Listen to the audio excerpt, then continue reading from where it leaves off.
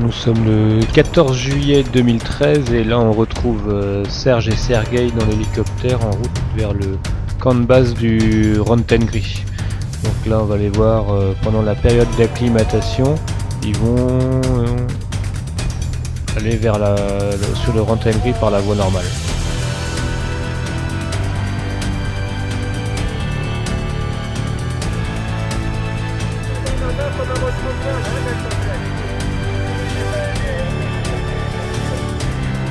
Да, направо.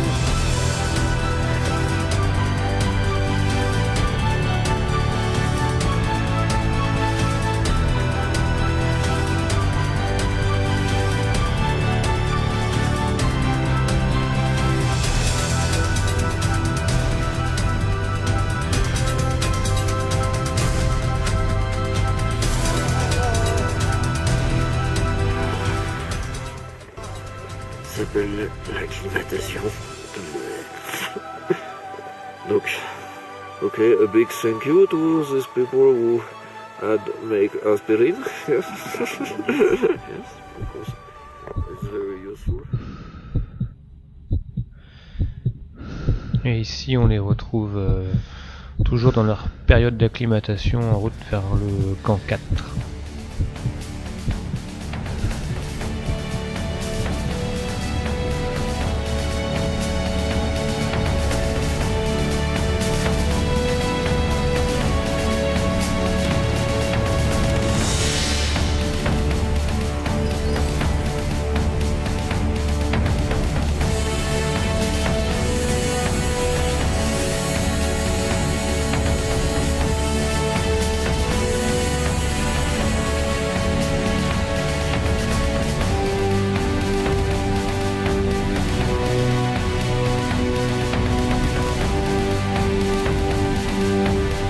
Ensuite, tout s'est pas déroulé exactement comme prévu et nous n'avons pas d'image à vous montrer, mais Serge va vous expliquer pourquoi nous n'avons pas d'image et le 26, comment ça s'est on passé. est parti dans la face. Alors on avait une prévue météo qui nous donnait un jour de beau, 2 jours médiocres derrière et 3 jours de beau successifs après.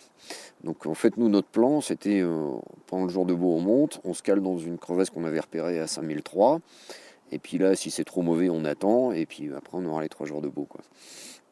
Donc c'est ce qu'on a fait. Donc la première journée elle a été plus raide qu'on ne pensait. En fait il y avait beaucoup de neige. On a pris en fin de journée, ça s'est dégradé, on a pris quelques petites coulées. Bon, bref, on est arrivé dans notre crevasse à 5003, là on est un petit peu rincé. Donc bon, on a monté notre tente, on s'est calé, bon ça nous semblait à peu près correct. Et donc on a mangé. Si j'avais connu la suite des événements, j'aurais mangé 4 fois plus. Et en fait, dans la nuit, là, vers 2h du matin, moi j'ai senti une coulée qui m'arrivait sur le côté. Donc Sergueï est sorti le premier, on peut pas sortir à deux en même temps, hein, c'est une petite tente d'assaut. Puis il m'a juste dit ouais c'est pas grand chose, c'est une petite coulée quoi. Il avait à peine fini sa phrase qu'il y en a une deuxième qui est arrivée. Et là moi je suis sorti comme j'ai pu en attrapant pas grand chose. Donc je suis sorti avec un pied nu, l'autre j'avais un chausson interne de la chaussure d'Alpi. Et puis voilà, j'étais en caleçon à 2h du matin, à 5300 mètres en pleine tempête. Donc on s'est calé dans un coin, voilà, puis on a serré les dents en attendant qu'il fasse jour. Là, on a tout de suite compris que notre projet initial, il allait être quelque peu modifié. Hein. Et vers 5h du matin, en fait, on a commencé à creuser. Et donc on a vu apparaître le bout de la tente vers 9h du soir. Et on a réussi à tirer quelque chose de la tente à 2h du matin en réalité. Alors on n'avait rien pour creuser, on avait un piolet et un casque, très utile comme pelle à neige, mais enfin il y a mieux je crois. Donc voilà, là on était surgelé à 2h du matin, hein, donc on s'est calé dans un coin en se disant que 3 heures après on pourra recommencer nos fouilles archéologiques et arriver à des choses un peu plus essentielles quoi. Et en fait 1h30 après on a pris une deuxième coulée qui a rebouché tout le trou qu'on avait creusé, toutes nos 22 heures de travail elles ont été foutues en l'air en 30 secondes. Bon... Et ben voilà, donc on a attendu que le jour se lève et puis on a recommencé à creuser. Mais bon, on était un peu moins efficace, plus fatigué, on avait des problèmes d'ophtalmie, on était obligé d'arrêter de bosser pendant 2-3 heures parce qu'on pouvait plus ouvrir les yeux.